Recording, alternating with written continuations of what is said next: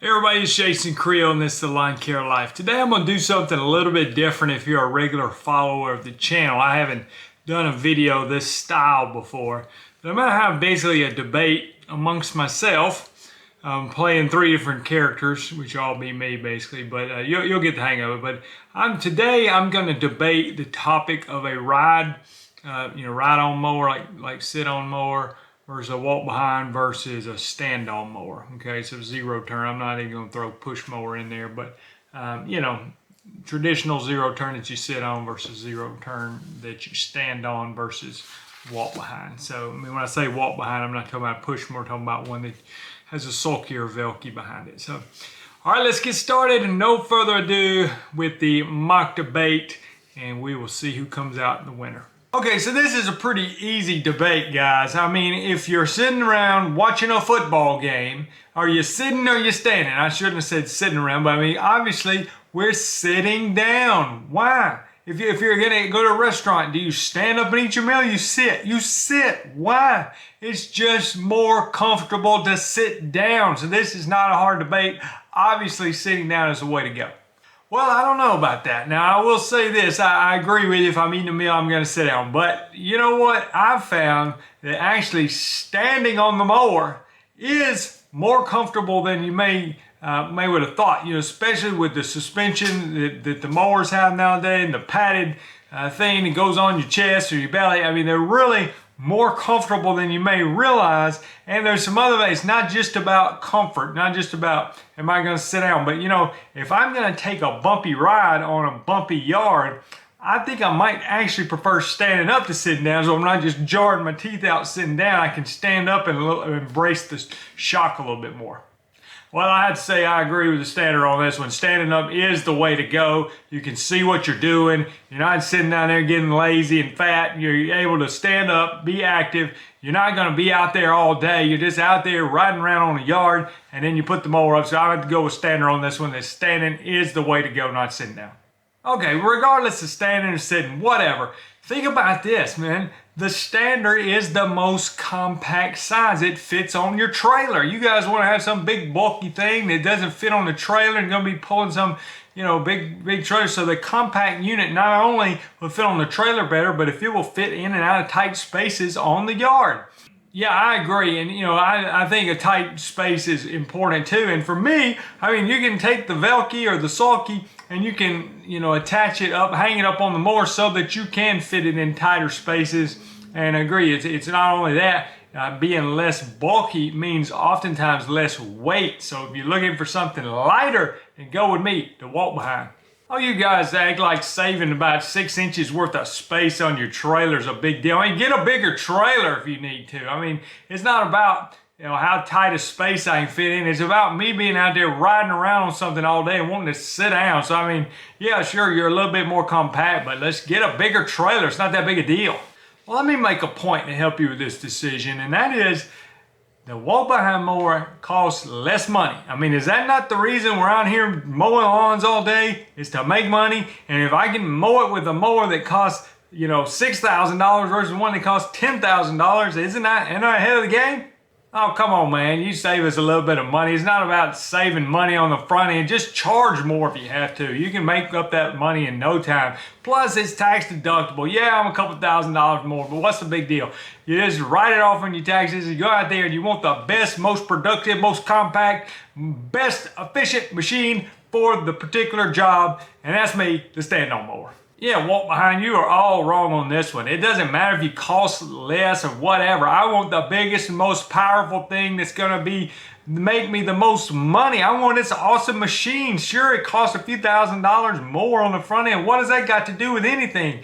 I'm going to be making that up in a week's time. So I want a monster of a mower that's going to blow through the grass. I don't want some undersized engine and standing around on some kind of thing with a wheel on the back of it. I need something big, powerful, efficient, a money-making, grass-eating machine. And that's me, the sit-down, zero-turn monster. Got this, guys, me being the stand-on mower, if I need to stop and pick up a stick, a piece of debris, I need to open a gate, whatever I need to do, guess what? I'm not standing up out of my low crouch lazy boy chair. I just hop off the mower, do whatever I need to do, hop back on, don't have to shut it off, nothing. I'm just back to, it's more efficient, like I've been saying the whole time. Oh, big deal, guys. I mean, how many times are you jumping up and down out of your seat when you're out there mowing? I mean, you got there mowing the lawn. It takes me like 8 minutes to mow this lawn. I'm not getting up and down.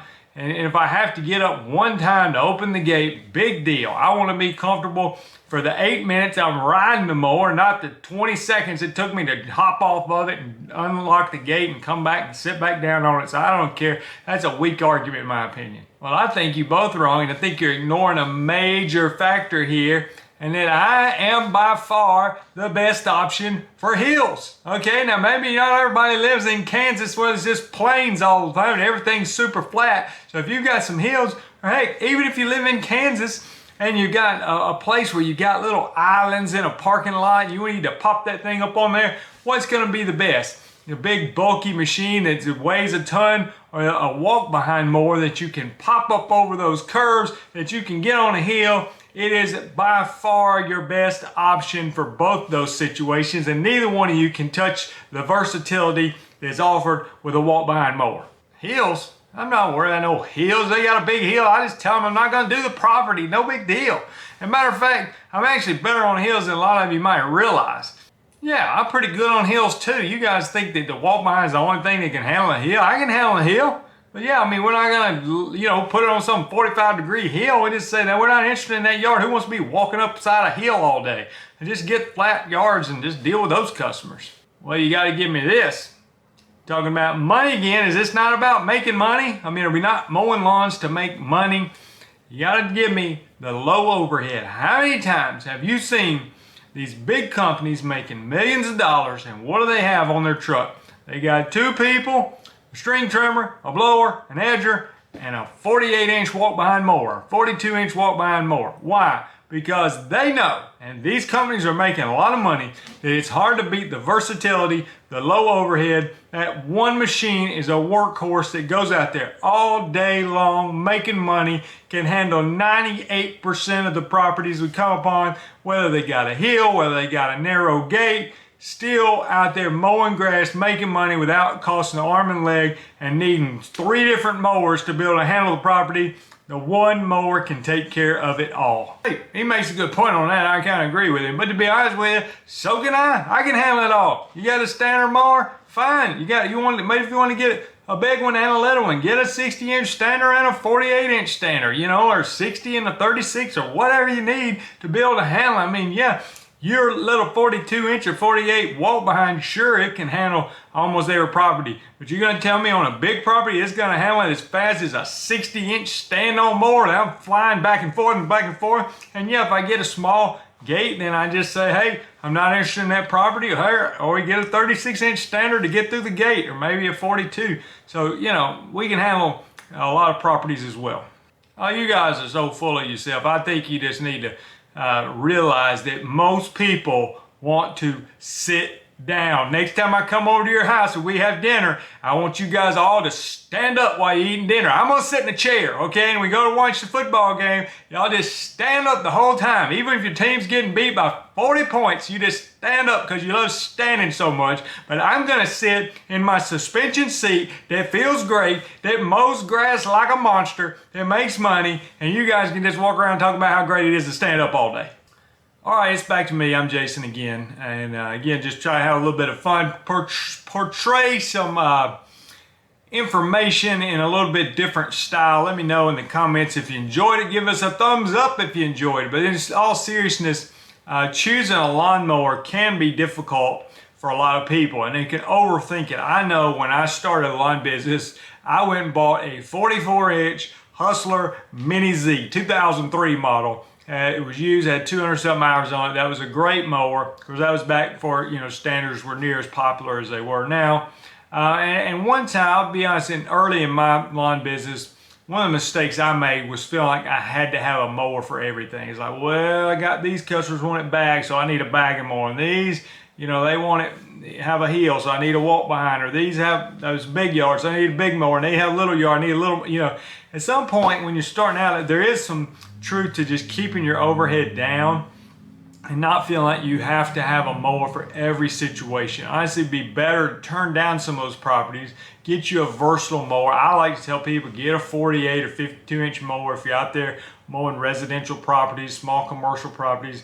They're very versatile size. Of course, you can add to that later, but if you're just starting off, that's what I would get. And it is try it out. I would try a stand-on mower. I would try a sit-down mower, and just see which one you prefer. I actually have one at both. I like both of them. There's advantages. I think my sit-down mower has a nice suspension seat, which makes a difference. But standing is definitely not uncomfortable to me. Even mowing my own property, which can take 2 hours sometimes, it's not uncomfortable. And I do like being able to hop on and off of it, no problem.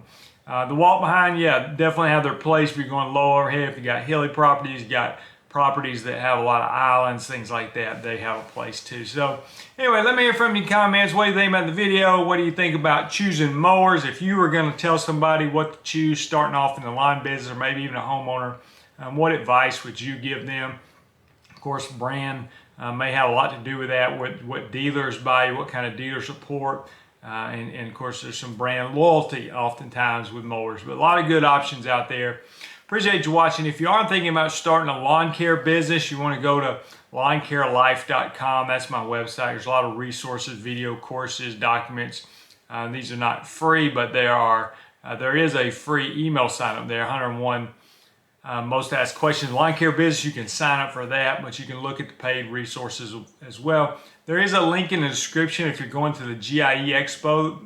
There is not much time left for the early bird special ticket pricing for this year. And if you use my code, you'll get half off for that. So the ticket's $20. Use my code, which is, when you go to checkout, use VIPLCF. Or just use the link in the description below. But that will give you half off your GIE Expo ticket. I actually booked my room the other day and plan on going this year to the GIE Plus Expo. Hope to see you guys there. Thanks for watching. I'll talk to you guys later. Bye.